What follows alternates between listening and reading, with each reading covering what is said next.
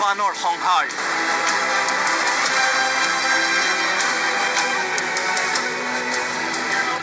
বিধ্বংসী বানত প্ৰাণ হেৰুৱালে 9জন লোকে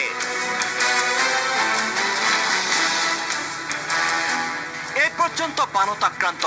4,25,373 জন লোক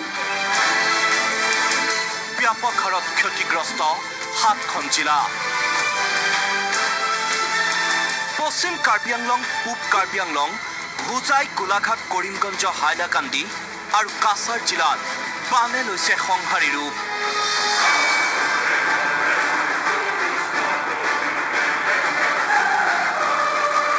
বাৰিষাৰ প্ৰথমটো বানে অধিক ভয়াৱহ ৰূপ ধাৰণ কৰিছে সমগ্ৰ বৰাক উপত্যকাত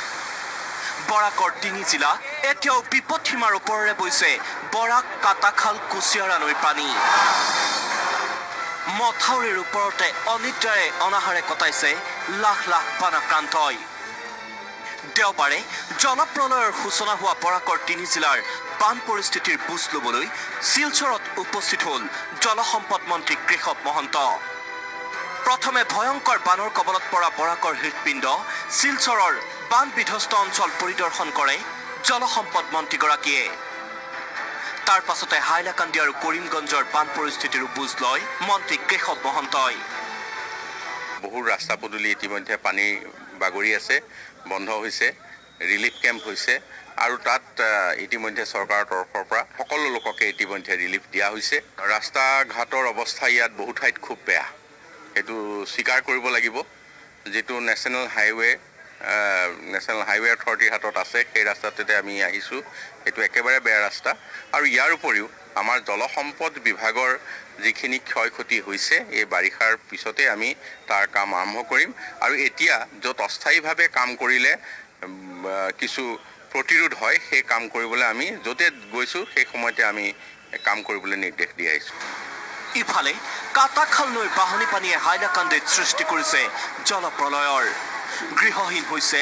লাখ লাখ লোক বিদ্যালয় অফিচ কাছাৰী সকলো এতিয়া পানীৰ তলত ওখ স্থানৰ সন্ধানত এনেদৰেই ঢাপলি মেলিছে বানাক্ৰান্ত হাজাৰ হাজাৰ ৰাইজ মথাউৰিৰ ওপৰত আশ্ৰয় লৈছে সহস্ৰাধিক লোকে এটুপি খোৱা পানী আৰু এমুঠি অন্নৰ বাবে হাহাকাৰ কৰিছে হাইলাকান্দিৰ লাখ লাখ বানাক্ৰান্তই ইয়াৰ বিপৰীতে হাইলাকান্দিৰ উপায়ুক্তৰ ঘোষণা বান পৰিস্থিতিৰে মোকাবিলা কৰিবলৈ তৎপৰ হৈ আছে প্ৰশাসন NDRF SDRFে অব্যাহত ৰাখিছে উদ্ধাৰ অভিযান যিকোনো পৰিস্থিতিত যাতে ব্যাহত নহয় উদ্ধাৰ অভিযান সেইবাবে প্ৰশাসনে সাজু কৰি ৰাখিছে বায়ুসেনাৰ হেলিকপ্টাৰ হাইলাকান্দিত স্থাপন কৰা হৈছে 87টা আশ্ৰয় শিবিৰ বৰ্তমানলৈ শিবিৰত আশ্ৰয় লৈছে 2,05,000 লোকে ইণ্ডিয়ান এয়াৰফৰ্চৰ এটা চপাৰ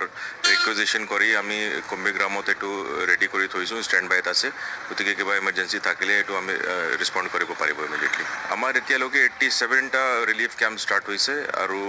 2 লাখ বেছি মানুহ 2,05,000 অলমষ্ট এফেক্ট হৈছে গতিকে এজ পাৰ স্কেল যিমান ৰিলিফ মেটেৰিয়েল দিব লাগে এইটো আমি দি আছোঁ কিন্তু এতিয়াও হাইলাকান্দিৰ বহু দুৰ্গম অঞ্চলত আবদ্ধ হৈ আছে অসংখ্য বানাক্ৰান্ত ইফালে শিলচৰত কিছু পৰিমাণে বান পৰিস্থিতি উন্নত হলেও কৰিমগঞ্জত বিপদসীমাৰ ওপৰেৰে বৈছে কুচিয়াৰা নৈ জলমগ্ন হৈছে ভাৰত বাংলাদেশ সীমান্তৰ লক্ষ্মী বজাৰ অঞ্চল পানীৰ তলত আছে সীমান্ত সুৰক্ষা বাহিনীৰ কেইবাটাও শিবিৰ সমীপৰে বিদ্যালয়লৈ স্থানান্তৰ কৰা হৈছে সেনা বাহিনীৰ 2টা শিবিৰ ভাৰত বাংলা সীমান্তৰ কাইকেটাৰৰ বেৰ আৰু বৰ্ডাৰ ৰুটৰ ওপৰেৰে বৈছে কুচিয়াৰাৰ পানী কুচিয়াৰা নৈয়ে কালৰূপ ধাৰণ কৰাত শংকিত হৈ পৰিছে লক্ষ্মী বজাৰবাসী এনেদৰেই এতিয়া বাৰিষাৰ প্ৰথমটো বানে ভয়াৱহ বিপৰ্যয় নমাই আনিছে লাখ লাখ লোকৰ পৰিয়াললৈ ৰাজ্যৰ বানাক্ৰান্তসকলৰ বাবে যেন এতিয়া শেষ ভৰসা হৈ পৰিছে